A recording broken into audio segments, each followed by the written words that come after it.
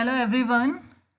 सो हम अपनी geography optional की सीरीज़ को कंटिन्यू करते हुए आज का लेक्चर शुरू करते हैं। आज का जो हमारा लेक्चर है वो है हमारा ओरिजिन ऑफ अर्थ। ठीक है, इस लेक्चर को मैं आपको दो पार्ट में लिख करके आऊँगी। पार्ट 1 में हम दो थ्योरीज को कवर करेंगे, बाकी के पार्ट 2 में हम बाकी की जो रिमेनिंग दो थ्योरीज हैं उनको क्या करेंगे, कवर करेंगे। तो आज की जो हम थ्योरीज हैं, दो थ्योरीज हैं, वो हम जो कवर करेंगे वो है हमारे गैसियस हाइपोथेसिस ऑफ कैंट और नेबुलर हाइपोथेसिस ऑफ लैपलेस। तो ये जो थ्योरीज हैं जो आज हम इनको क्या करेंगे, कवर करेंगे। तो शुरू करते हैं आज का लेक्चर। ठीक है, this is the basic information about me and this is my Instagram ID, here it is my Gmail ID.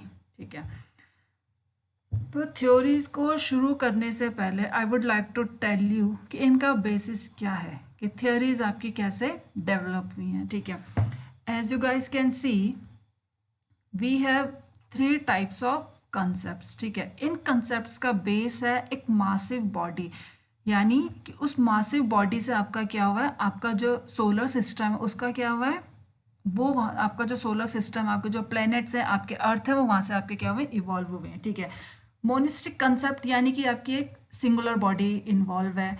ड्यूअलिस्टिक concept जिसमें आपकी दो मासिव बॉडी इंक्लूड है। Binary star concept when there exist more than 2 massive bodies. ठीक है, तो monistic concept के अंदर आ जाएगा आपका कैंट की थ्योरी और लैपलेस की थ्योरी।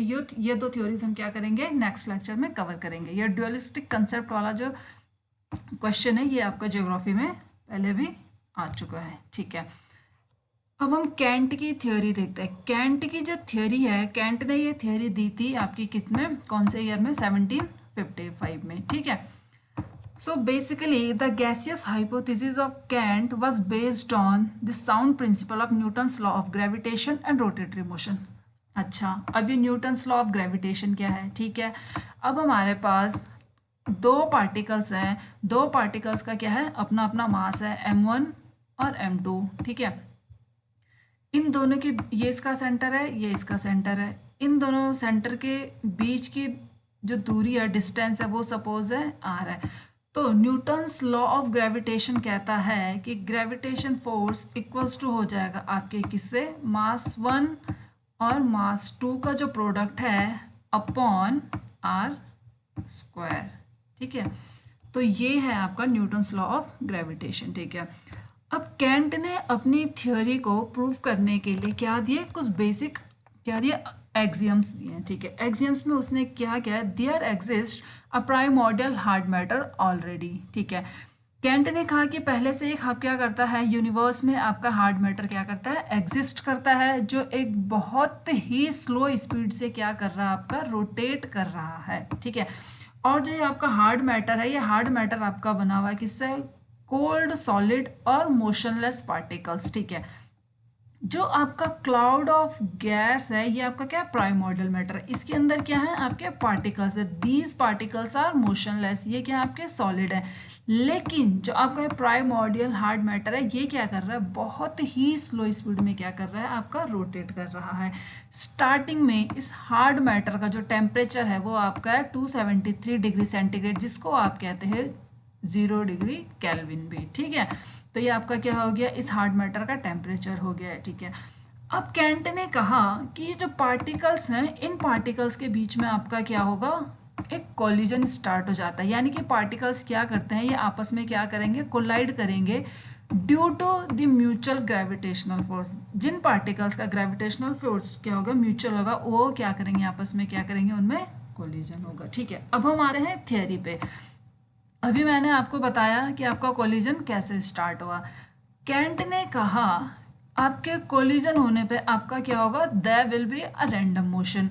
रैंडम मोशन हो गया, कोलिजन से आपको जब दो पार्टिकल्स आपके आपस में टकराएंगे तो उससे आपका क्या होगा, फ्रिक्शन जनरेट होगा, फ्रिक्शन से आपकी हीट जनरेट होगी, और डेफिनेटली हीट जब आपकी जनरेट होगी तो टेम्परेचर विल ऑल्सो इंक्रीज। ठीक है, अब जो ये रैंडम मोशन जनरेट हुआ है, this random motion will provide a rotatory motion to the primordial matter. अब आपका मैटर जो बहुत ही स्लो स्पीड में क्या कर रहा था, रोटेट कर रहा था, उसका रोटेटरी मोशन क्या हो जाएगा, थोड़ा सा क्या हो जाएगा, बढ़ जाएगा। ठीक है, अब जो ये देखो हीट यहाँ पे जनरेट हुई, हीट से आपका क्या हुआ, टेम्परेचर इंक्रीज हुआ। जब वो टेम्परेचर इंक्रीज हुआ तो जो आपका जो हार्ड मैटर है तो उसकी क्या हो जाएगी, फॉर्म में भी चेंज होगा। वो अभी क्या हो जाएगा, मैटर सॉलिड से धीरे धीरे अब आपके क्या हो जाएगा, गैसियस फॉर्म में कन्वर्ट हो जाएगा। पहले वो क्या था, को अब ये क्या हो जाएगा, धीरे धीरे कोल्ड था, तो कोल्ड से अब आपका क्या हो जाएगा, वो हॉट में कन्वर्ट हो जाएगा। ठीक है, अब जब आपका यहाँ पे जो टेम्परेचर में इंक्रीमेंट हुआ, उस टेम्परेचर में इंक्रीमेंट होने के साथ साथ आपका जो रैंडम मोशन है वो भी इंक्रीज हो जाएगा।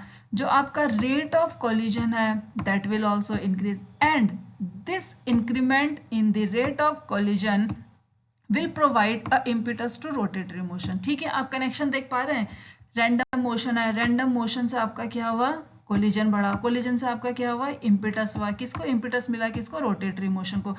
रोटेटरी मोशन भी आपका क्या होने लग गया, काफ़ी स्पीड में। आपका जो मैटर है, हार्ड मैटर है, उसका क्या हो गया, जो भी वो स्पिन कर रहा है, स्पिन की स्पीड क्या हो चुकी है, काफ़ी बढ़ चुकी है। ठीक है, अब जो आपका टेम्परेचर इंक्रीज होता है, कैंट ने कहा when there will be a increment in temperature and that temperature will increase the size of nebula।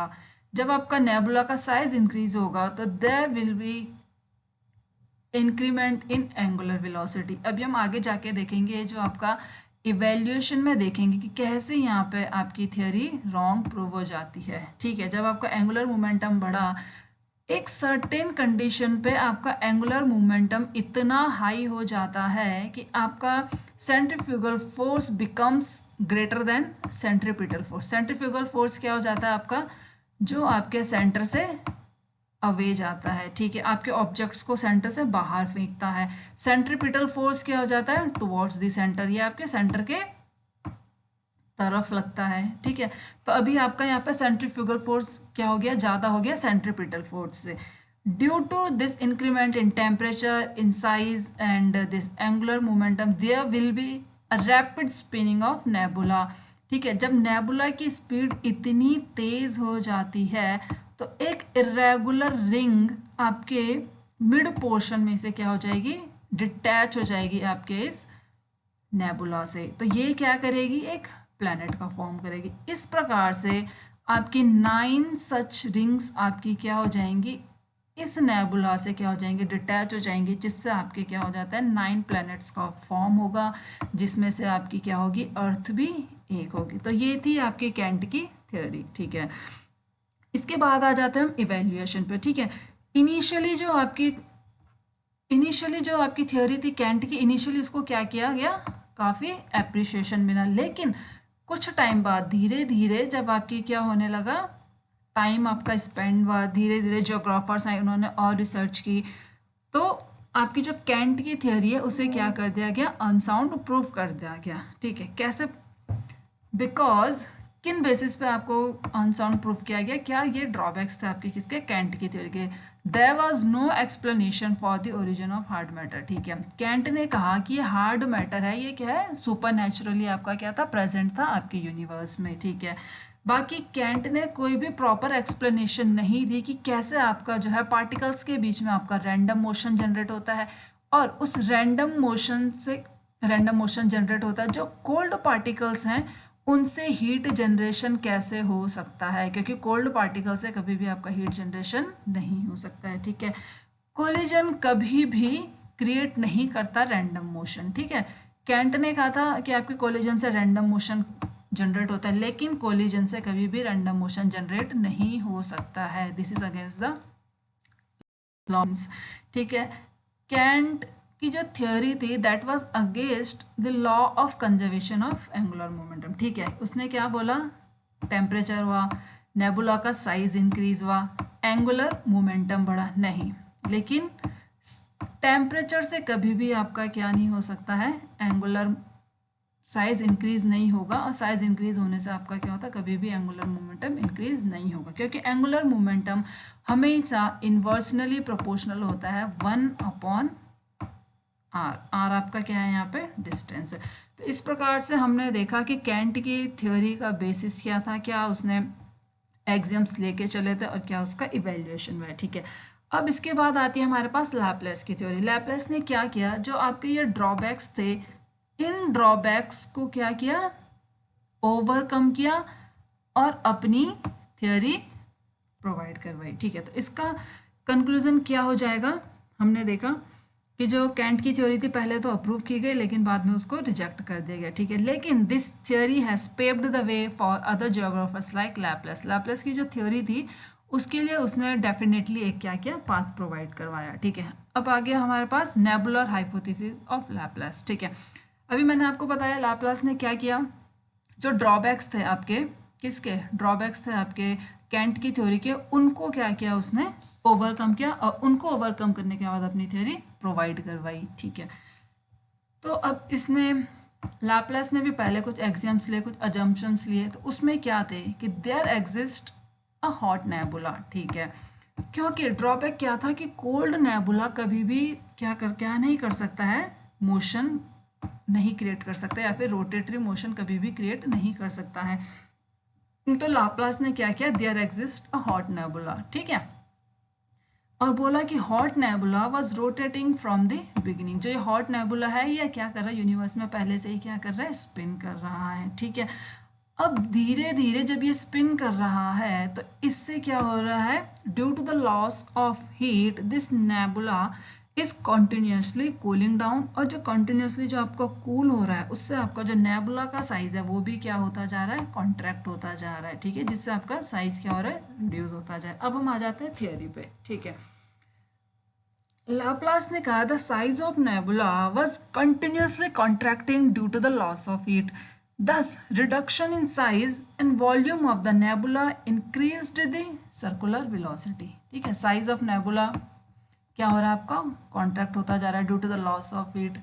Due to this reduction in size जो आपकी एंगुलर वेलोसिटी है वो हाई हो जाएगी। ठीक है, ये अभी हमने पढ़ा, ये यहाँ पे सही चल रहा है, एंगुलर मोमेंटम वाला जो आपका लॉ है, आपका एंगुलर मोमेंटम ज़्यादा हो जाता है अगर आपकी डिस्टेंस क्या हो जाती है, कम हो जाती है। ठीक है, नेबुला की क्या हो जाएगी, रैपिड स्पिनिंग, बहुत ही जो स्पिनिंग है वो बहुत ही रैपिड हो जाएगी, बहुत ही ज़्यादा फास्ट हो जाएगी। और एक ऐसा टाइम आएगा जब आपका centrifugal force becomes greater than centripetal force. ठीक है, जब आपका सेंट्रीफ्यूगल फोर्स ज़्यादा हो जाता है सेंट्रीपिटल फोर्स से, तो जो आपकी आउटर मोस्ट लेयर है वो क्या हो जाएगी, कंडेंस्ड हो रही है। अभी मैंने बताया था क्या होता है, कूलिंग डाउन हो रहा है, कूलिंग डाउन से क्या हो जाएगा आपका आउटर मोस्ट लेयर क्या हो जाएगी, कंडेंस्ड हो जाएगी। कंडेंस्ड होने के बाद वो क्या हो जाएगी, इस नेबुला से क्या हो जाएगी, सेपरेट हो जाएगी। सेपरेट होने पे it will form a planet.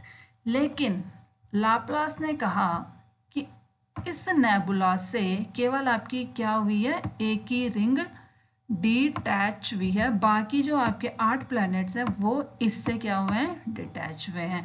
और ये जो आपका न्यूक्लियस है ये आपका क्या फॉर्म करता है, सन फॉर्म करता है।